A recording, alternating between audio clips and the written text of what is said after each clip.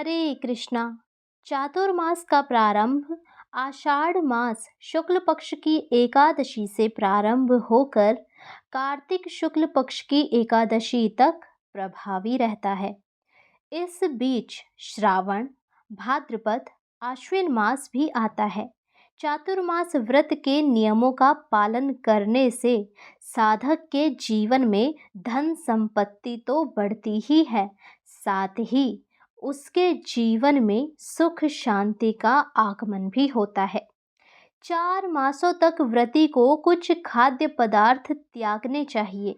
इस संबंध में सिद्धांत यह कहता है कि स्वास्थ्य रक्षा के लिए श्रावण मास में शाक, भाद्रपद में दही, अश्विन मास में दूध और कार्तिक मास में दालों का सेवन यथासंभव कम से कम अथवा नहीं करना चाहिए। चातुर्मास्य का व्रत करने वाले को शयन, मांस, मधु आदि का त्याग करना चाहिए। उसे जमीन पर शयन करना चाहिए। पूर्णतः शाकाहारी रहना चाहिए तथा मधु आदि रसदार वस्तुओं का सेवन नहीं करना चाहिए।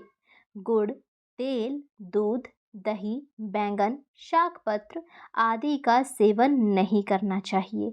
उक्त खाद्य पदार्थों के त्याग का शास्त्रों में निम्नलिखित फल कहे गए हैं। गुड़ त्याग से मधुर स्वर प्राप्त होता है। तेल त्याग से पुत्र पौत्र आदि की प्राप्ति होती है। अंग प्रत्यंग सुंदर हो जाते हैं। कड़वा तेल त्याग से शत्रु का नाश होता है। घृत त्याग से सौंदर्य मिलता है। शाक त्याग से बुद्धि एवं संतान प्राप्त होते हैं। शाक एवं पत्तों के त्याग से पकवान की प्राप्ति होती है।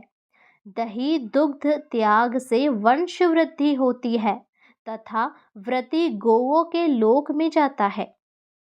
चतुर्मास्य में जो व्यक्ति उपवास करते हुए नमक का त्याग करता है उसके सभी कार्य सफल होते हैं। चतुर्मास व्रत महत्व। चातुर्मास्य में व्रत का विशेष महत्व है।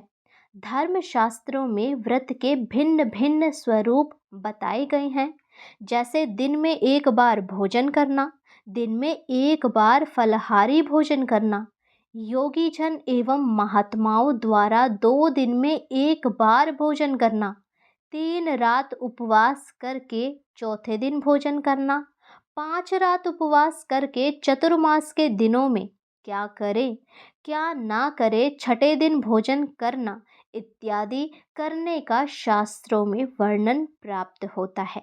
चतुर्मास व्रत का उद्यापन। चतुर्मास्य के व्रत पूर्ण होने पर व्रती को ब्राह्मणों को निमंत्रित करके भोजन कराना चाहिए।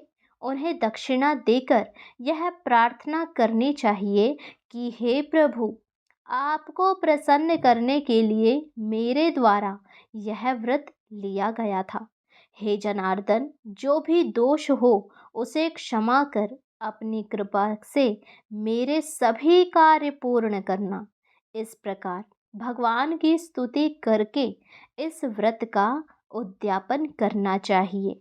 इसके अलावा मान्यता ये भी है कि जब चतुर्मास में भगवान विष्णु योग निद्रा के लिए चले जाते हैं तो इस समय सृष्टि के संचालन का सारा कार्यभार भगवान शिव जी पर आ जाता है। चतुर्मास के समय तपस्वी व साधु संत ब्राह्मण के बजाय किसी एक ही स्थान पर रहकर तप साधना करते हैं और जो भी इन 4 मासों में कोई भी संकल्प लेकर तपस्या करता है, ध्यान करता है, उन पर भगवान शिव की असीम कृपा बनी रहती है।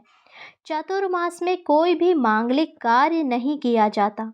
शास्त्रों के अनुसार इन 4 महीनों में अधिकांश समय पूजा पाठ में व्यतीत करना चाहिए और ध्यान साधना सत्संग व्रत उपवास के लिए ये सबसे उपयुक्त समय होता है। इस समय भगवान श्री महादेव को प्रसन्न करने के लिए आपको ज़्यादा कुछ नहीं करना पड़ता, क्योंकि महादेव स्वयं धरती पर आकर सबकी देख रेख करते हैं।